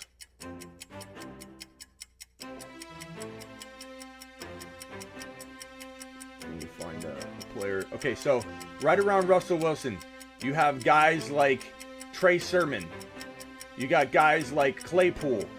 You got guys like Zach Moss. You have guys like Damian Harris. You have guys like Brandon Cooks, Deebo Samuel. All of those players. So it's Adam Thielen versus one of those players that I deem to be very solid. So Josh Allen and a Deebo versus Adam Thielen and a Russell Wilson. I don't see where I'm dropping the ball. So again, Mr. B, and I'm just trying to emphasize the point here. You're saying that if I get hit with an injury because I took Josh Allen at 4.9, my season's over. Yet I'm taking Allen and Deebo versus your Thielen and Russell Wilson. I'm not leaving a player on the table, bro. I'm not walking away from my drafting Josh Allen at 4.9 with nobody being drafted later on because I did that. I'm taking Deebo versus your Thielen or whatever player. Trey Sermon versus your whatever running back. I'm not having nobody, bro. So that's my point. Do you want to look at my team the past 6 years? I've skipped on a quarterback and I walked away with an embarrassment of riches. I'm not going to get through to Mr. B. We're just going to let it go. Let's get to fantasy football court. I think all of you see my point. That if I get an injury, I'm in no worse shape than Mr. B, having his Thielen and Russell Wilson, who I love Russell Wilson late, versus my Josh Allen and Deebo Samuel.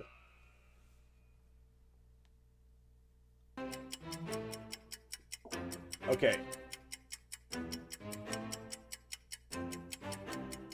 Fantasy football court. If I had to pick some players, I would go, oh, come on. Where's the questions? Let them flow in. Fantasy football court time.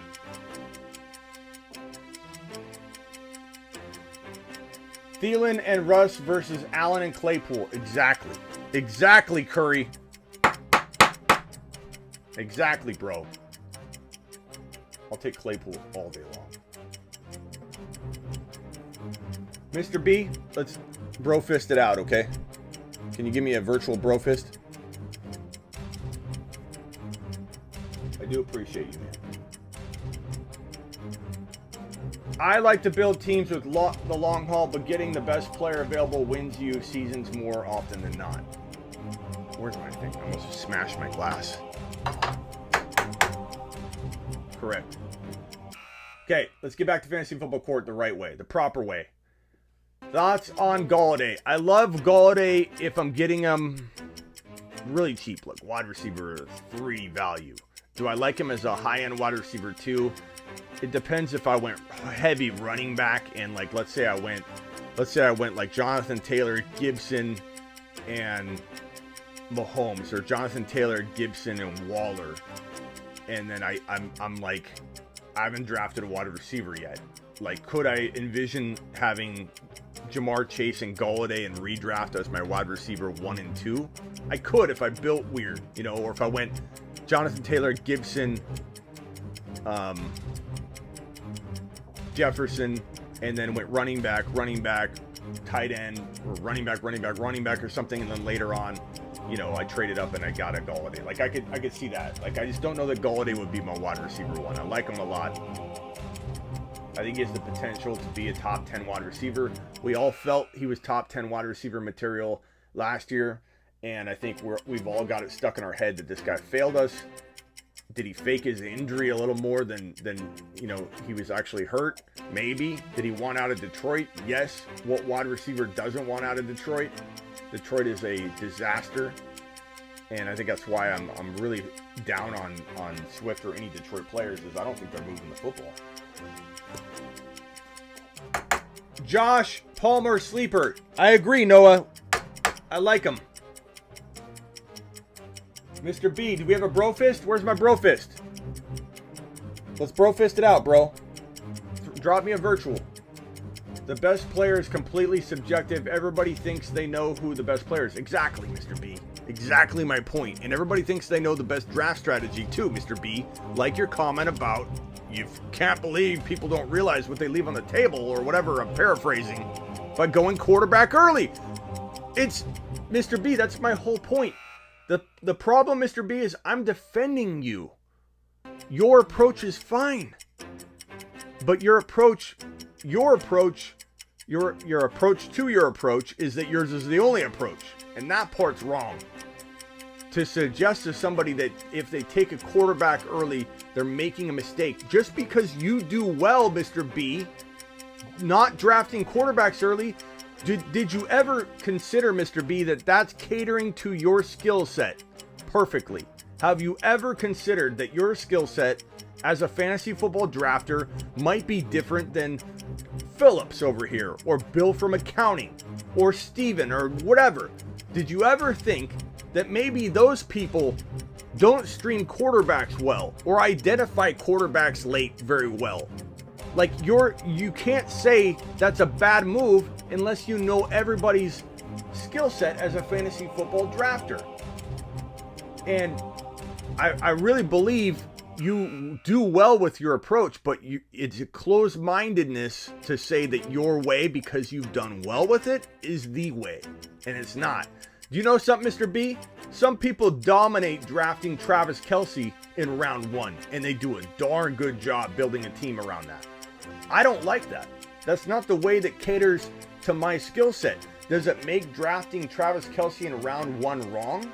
No. You can make statistical arguments that Kelce in round 1 makes a lot of sense. Statistically.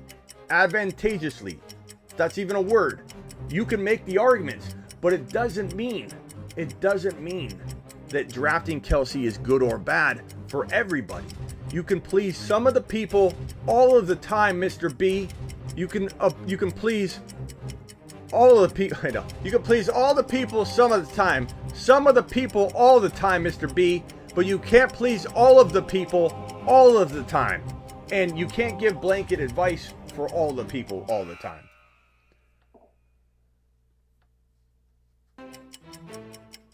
Mr. B says, I'm sitting in traffic and a friend of mine just saw me and asked why I was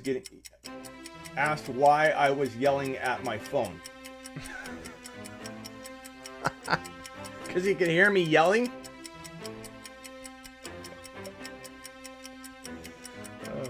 Mr. B, where's my bro fist?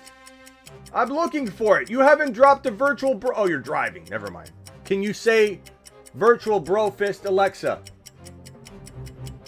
Smitty, when you go best player, there are some holes in the roster. Is there a way to add depth? Okay, so you're not always going to have holes in your roster if you go best player available. But best player available will sometimes lead to a weak running back too. You got to be comfortable with that. You can't freak out. You can't backtrack. You can't try and trade your way out of the mess and give up a whole lot and ruin your team later. It's not... Best player available is very good, but it's not something that you want to, force implement if you are a completely nervous wreck about having a hole or a vacancy somewhere. Like, I will admit, yes, Mr. B, drive safe. There it is. There's the bro fist. Drive safe, Mr. B. Don't rage, text, and drive, Mr. B, says A. Roll your window down, Mr. B, and I'll yell at somebody for you. Just tell me when you're ready, and I'll start screaming.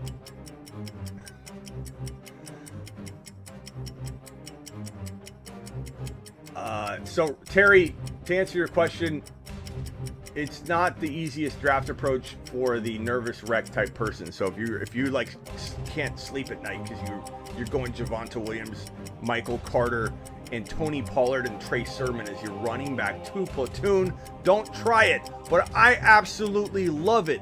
And Mr. B, that caters to my skill set, and I win championships going heavy Josh Allen and platoon sleeper drafting, sleeper building, running back 2 shopping in my draft, because Sermon, Michael Carter, Javonte Williams, Tony Pollard, Madison, AJ Dillon, I'm going to have a platoon of running backs, a running back stable, a running back store.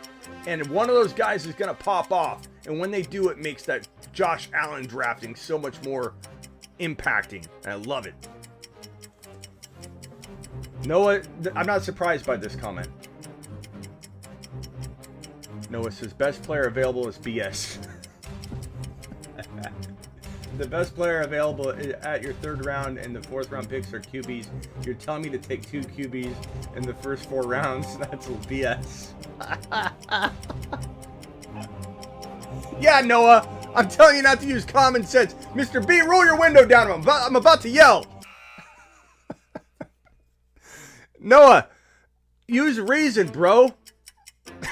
God. Oh, Noah. I have been in a couple drafts at 8 and got Kelce and Adams at the turn. That's pretty solid, bro. Like, Kelce feels like I don't know. I don't draft particularly well with Kelce in round 1. It's not to my skill set. I can admit that. I don't walk out of teams loving my team when I draft Kelce in the first round, but doesn't mean it's not right for you. And if you land your running backs, you'll be fine. I do like to get a running back in my first 2 picks. I don't necessarily like going running back though. In general, I like to go Gibson and Diggs, or Taylor and Jefferson, or something diverse that gives me the option to not even worry about best player available screwing me because I got a running back, wide receiver, and a wide receiver running back. I'm factoring all that in. I do want to have my best player available approach be as balanced as possible. I'm not trying to make it weighted to one side. Best player available just often does have you sometimes walking out of your draft with a hole somewhere, and you'll have people at a glance will gloss over the draft and be like, oh, Terry's got a Javonte Williams that is running back too. And instead of being like, well, yeah, Steven, but did you look at how stacked I am at wide receiver, quarterback, and tight end? I bet you missed that one. I bet you missed that I have Kamara, Jefferson, Jefferson and DK Metcalf and, Fant, and give this breakout team all over everywhere else. You're stacked like to the ceilings, to the rafters at every position. Of course, you're going to look pretty thin at one of your spots. But I do try and come out with a wide receiver, running back, wide receiver when best player available will allow it. And to Noah's point, of course you don't draft positions you don't need. Best player available is not a quarterback when you already own a quarterback, Noah. If you own a quarterback, the best player available is going to change based on your team need. The best player available to you, Noah. To you. Terry, thank you for the super chat. Productivity in running backs, wide receivers declines drastically after round 5. Why I like to take a late QB. But again, broski, I understand. People say that. They say that. They say it. Where is this? Where'd I put it? Where'd I put it? They say that. They say the talent drops off. Bro, the talent already dropped off. Spock, show me where at 4.9 Josh Allen's a mistake. Woods, Gaskin, Galladay, Thielen, Cooper Kupp. Maybe I need a running back. Maybe I do go Kareem Hunt at 4.9. Not because it's the obvious move to make, but based on team build, I like to get maybe Herbert in round 5-6 and get Kareem Hunt. I like that.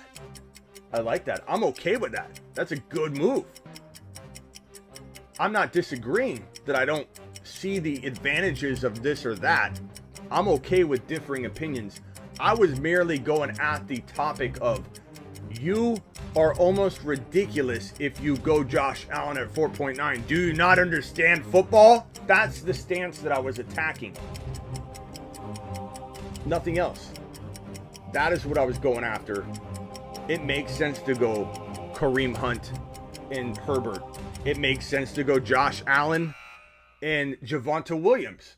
Tell me Josh Allen and Javonte Williams at 4 and 5, rounds 4 and 5, is bad compared to any running back, wide receiver, and later QB. Thielen and Deontay are good choices there. They're not bad. There's nothing wrong with them. Smitty is taking Clyde and Mahomes at the 2.1 and 3.1 a reach. Is it a reach? I don't mind Mahomes at 3.1, Josh, but I'm telling you, based on everything I've just been going over, Josh Allen in the 4th round is a better deal. I don't know if you're going to get him in the 4th round at your pick. You could. I think Herbert the next round would be fine too. I'd almost rather you not go Mahomes because of the Allen potential. And then if Allen gets sniped, you're either going to go Kyler or Justin Herbert. In my opinion, some people wait on a quarterback, bro, as you've heard on this show. But I want myself a Kyler. I want myself a Josh Allen. I want myself a Herbert. I want myself, at worst case, a Burrow or Hurts. I'm not starting Stafford on any one of my teams. I'm not starting Matt Ryan. I'm not starting Baker Mayfield. I'm not even going to start Tannehill, as much as a lot of people might back Tannehill. I, myself, always have one of the big gun quarterbacks on my teams. It works for me. It may not work for everybody. If you've had success going early quarterback, I suggest you go with what works for you. If you've never done well with it, try and wait on a Jalen Hurts later. Russell Wilson's probably the biggest steal in fantasy football QB drafting in 2021 because Russell Wilson is falling into a ridiculous draft range, which is my point, Mr. B, that you have validity to your argument. The only part that's not valid is saying the other side is also wrong. But here is a draft. 1, 2, 3, 4, 5, 6, 7, 8, 9, 10. Russell Wilson's going somewhere in this like 7 to 9 range, which is absolutely insane. If you want a home run QB late, like Aaron Rodgers, if your plan of attack is to get Josh Allen at, let's say, 4.10 or 11 or 4.12, so Allen is your plan of attack, and Allen goes, boom, sniped! You get sniped! Your next plan, Herbs or Kyler or Herbert in 5-6, and you get sniped. Your saving grace is probably like Hurts in probably more like 7, Jalen Hurts, Burrow in 7, and if that doesn't work, Russell Wilson sitting right there in round 8, top of round 8 to be safe, and you're covered. There are so many opportunities to get away from a mistake if you end up not getting the guy that you plan on. So my advice, Josh, wait for Josh Allen. So at your one pick, you take Christian McCaffrey, then you take Clyde Edwards-Helaire and Justin Jefferson, or Clyde Edwards-Helaire and DK Metcalf, Clyde Edwards-Helaire and a wide receiver, or Gibson if he falls. So Clyde Edwards-Helaire, Gibson. I'd rather see you go wide receiver because you already have Christian McCaffrey and Clyde though, okay? And you don't have to go Clyde. You can go Gibson and Jefferson, which will probably be better. I think Clyde's a little bit of a reach, but if he's the best running back there and you want a running back, he's not bad. He's not that crazy of a reach. But grab the wide receiver, running back, or the running back, wide receiver. Aim for Josh Allen. If he gets taken, aim for Herbert or Kyler. If they get taken, then Hurts or Burrow, probably in more like round 7, Hurts and Burrow, and then Russell Wilson's your savior. A-Rod's your savior. Those guys will fall there by default, and it's a great way to wait on a quarterback. As Terry said, let the draft come to you, probably the best way to describe it. There's no set plan of attack. Best player available is exactly that, letting the draft come to you. If Josh Allen's the pick, Josh Allen's the pick. Why Allen over Kyler? Because I think Allen could be the number 1 overall quarterback. And I think Kyler is more like 3-4. I love Kyler, but Allen is going to get drafted in the 4th round. Kyler more the 5th, 6th turn or 5th. But if you love Kyler, wait. I say Mahomes, Kyler, and Allen as a top 3 this year in that order. Kyler could definitely be in the top 2 to 3. It's, you know, he's got to progress at a couple things. I'm in Arizona, so I am a Cardinal fan, and I do feel like I'm not biased against him. I can actually speak to his skill set. He's got a lot to learn, but I think that if they would have drafted Najee Harris or Sermon and got a between the tackles running back, they would have improved Kyler Murray's value and security, and they would have matured him along a lot faster.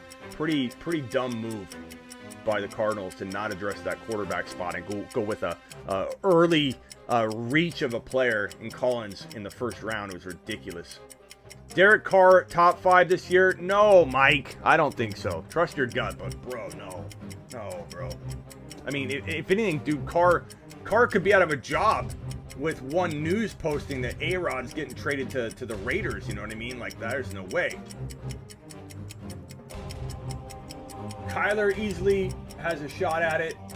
I believe you could be right. Kyler Murray in the top 3. Totally doable. Totally arguable. Do you like Josh Allen, Javonte Williams, and Judy, or Mike Davis, Javonte Williams, and Herbert stack. So Allen, Judy, Javonte Williams, or Mike Davis, Javonte Williams, Herbert. I like the Josh Allen stack a little bit more, bro. I like Javonte Williams as much as I like Mike Davis. We took him over Mike Davis. Not that you can't argue Mike Davis over Javonte Williams in redraft. You can, but we took Javonte Williams in the Throne League, and I'm excited about it. I see top 10 numbers coming out of Denver for him. I really think he's going to have an amazing year. Go in with a plan. Be ready to adjust. Draft with confidence. Attaboy, Mike. Kyler is QB1 overall mid-year. Was QB1 overall mid-year before he had the injury. And injury is a concern. Injury is a reason why I worry about him, because he runs a ton. He has to run outside the pocket a lot of the time, and it causes some concern for me. Nolan. Oh, I already answered that one. Sorry, Nolan. Best tight ends after the big three. Give me Noah Fant. And going like 6-7 round range. Give me Tunyon going in 8, 9, 10, 11. Tunyon was number 4. 11 TDs, number 4 overall. A-Rod could still return. Even if he didn't, Tunyon would still be easily worth what you're paying in 9, 10 round range. Double-digit rounds, Bobby Boy Tunyon. Logan Thomas was the number 3 tight end last year. I know a lot of people don't expect that to happen again, but why is he going in round 9 or 10? Noah Fant, round 7. Imagine if A-Rod got traded to Denver, Noah Fant would go as the number 3 or 4 drafted tight end in 2021. People would be so crazy all over him, and he's a steal right now. An absolute steal, bro. Nolan Mendoza, what do you think about Ertz once he's traded to Buffalo? I think he's definitely top 10 potential in Buffalo. I like it. I believe Burrow will be the big story at QB this year. I believe you are correct. I love Joe Burrow season, which is right about upon us right now. Love Joe Burrow. He's one of those my favorite late quarterbacks. If you get sniped with Allen, you get sniped with Herbs or Kyler, you get sniped with Hurts, or you could even take Burrow over Hurts. I love Burrow in the 7-8 range. Fantastic approach taking Burrow, boy. Burrow is great. Burrow's talented. A-Rod date to sign and trade or take the year off. That is, I believe, tomorrow. You're right, Terry. Tomorrow, I think July 2nd, he opts out or not. We got big news. In fact, let's check the news wires right now. Who knows what the heck is reporting right now? Let's see, news.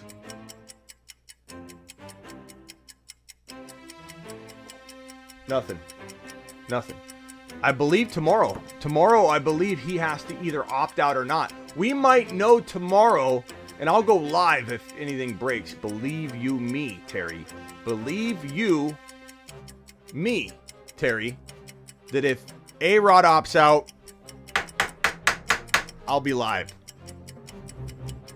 I don't know where I'm leaning with it. I feel like he's in a good place right now where he doesn't care. A-Rod could opt out. Could. Have a backup plan for Burrow, says Scott. Hurts and Burrow. Burrow and Trey Lance, maybe? By the time you need to worry about Burrow or a bye week, Lance is in there. You could even couple Jimmy G with Trey. It's a thought. What's the best way to go about the 2.1 to 3.01? So I have a lot of pretty much every video I do, I feel like has this in there, but that's okay, Curry. We're going to go over it. We're going to go over it for you right now, bro. That's the kind of person I am. Mr. B, are you home safe yet? We want to make sure Mr. B is home safe.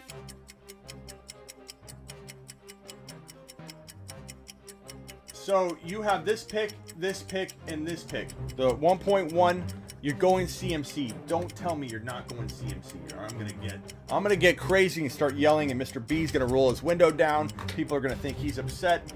This right here, if you can't get Gibson, if you can't get Gibson, there are a couple other running backs I consider, like maybe J.K. Dobbins. I'd maybe think of J.K. Dobbins there. It feels a tad early. I mean, I like J.K. more around this range, but he doesn't always fall. J.K. falls about right there right now, and that's a really good place for J.K. Dobbins.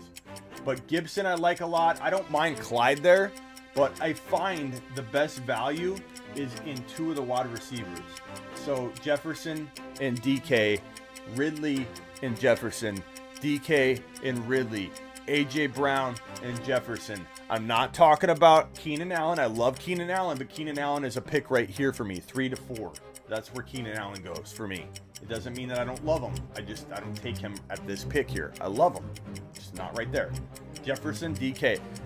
I personally think you will have the best team you can have if Gibby were to fall. He doesn't always fall, but Gibby would be phenomenal.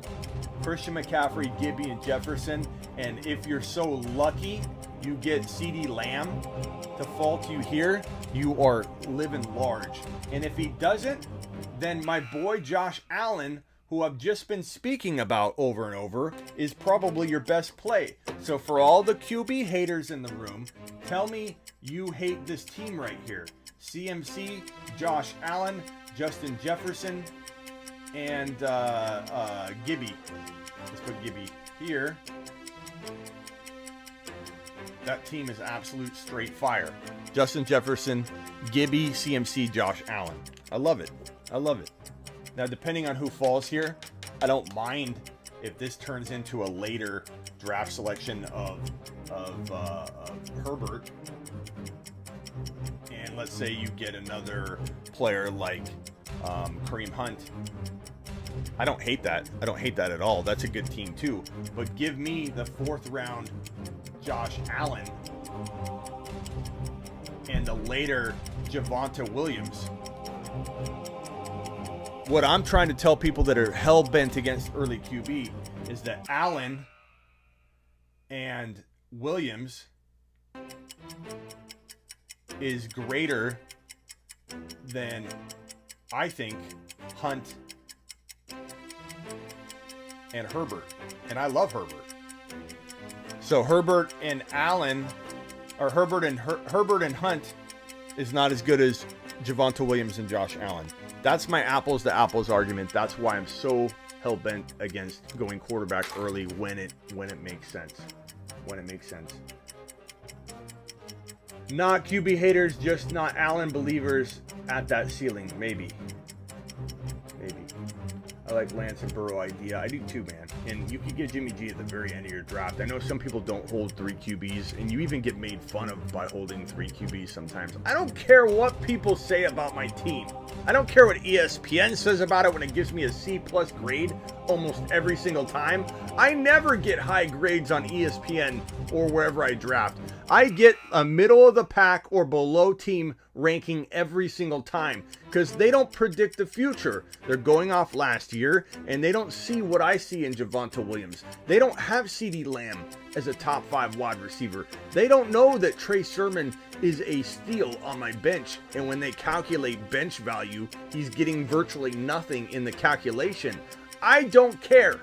And if I've got to draft Jimmy G and Trey Lance to back up my QB2 plan of attack that's backing up my Joe Burrow, so be it. I may not have an extra Corey Davis on my roster. Oh, scary. Those algorithms are trash. I'm always bottom. Here, I knew this was coming. Noah, 3 QBs. What a waste. Is Noah's a bot. He's got to be a bot. Suns, taking it all, Noah.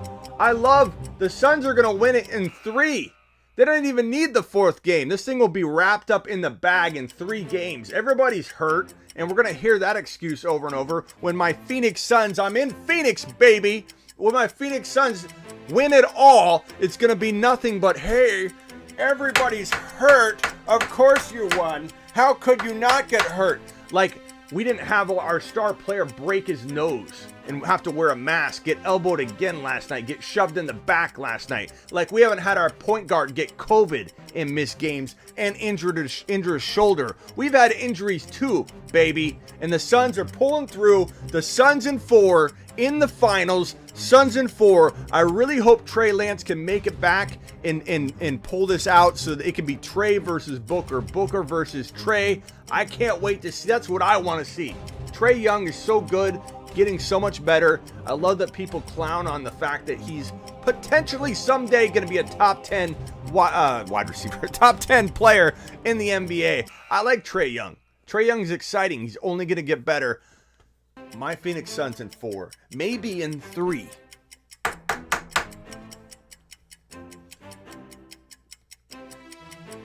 Booker is a beast. Noah says, Smitty, you don't even watch basketball. Know your league. If it's not as active, you can take a risk on 3 QBs in the draft. You said Lance instead of Young. Did I say Lance instead of Young? Trey Young, Trey Lance, same thing. Same thing. They're both young. They're both on the up and up. Trey's getting better. Lance is getting better. Doesn't matter. Suns in 4. Maybe 3. Smitty did my first draft today, picking from the 1.2, and my first 10 picks were Cook, Justin Jefferson, Keenan Allen. Loving it so far, bro. Hunt, Davis, Javonte Williams, Herbert, Sermon. You crushed it, bro. You crushed it. I like it. I would like to have known who was there over Keenan Allen.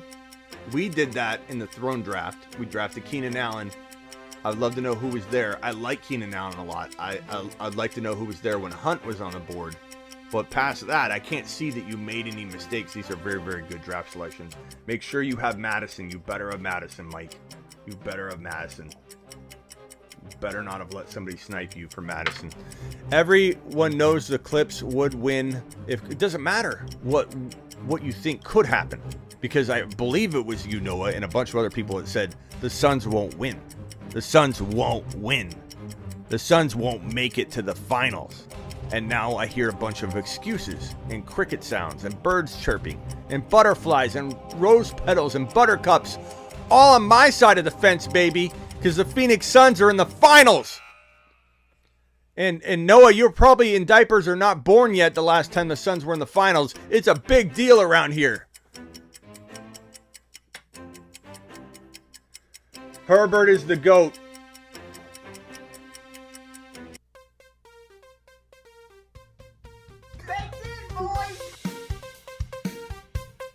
Show's winding down. If you would like to have... He'll punch you in the throat. Herbert's the goat. He'll punch you in the throat. If you want your name in this song, you know what to Would do. all of the VIP super chatters please come to the Adding front Bender stage? and Noah You know and who you Nolan. are.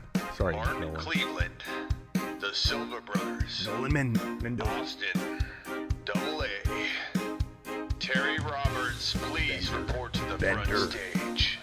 D2W Stu, your presence is required at the front stage. Unburger, I see you.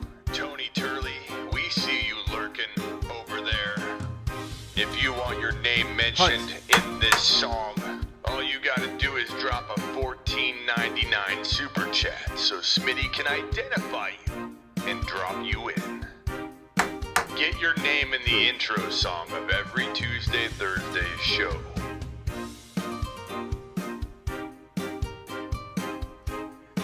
I will be offering copies It's of a the blue song button. for anybody that wants to jam with it in the car. Mr. B.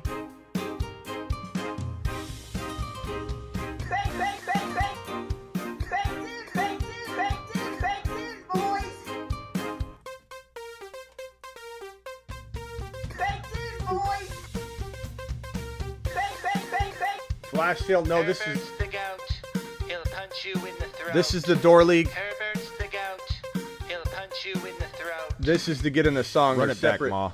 separate things. Mr. B's home. Mr. B, I'm glad you're home safe, bro. And I hope you know I appreciate you. One more time, and then we're out of here.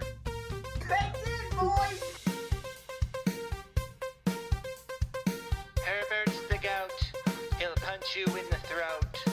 Herbert's the gout. He'll punch you in the throat. No throat punch for Bauer anymore. Jack Would Bauer? all the VIP super chatters please come to the front stage? You know who you are. Mark Cleveland, the Silver Brothers, Austin, Double A, Terry Roberts, Mr. B, please report is to the Trae Young front playing? stage. D2W Stu, your presence is required at the front stage. Unburger, I see you. Tony Turley, we see you lurking over there.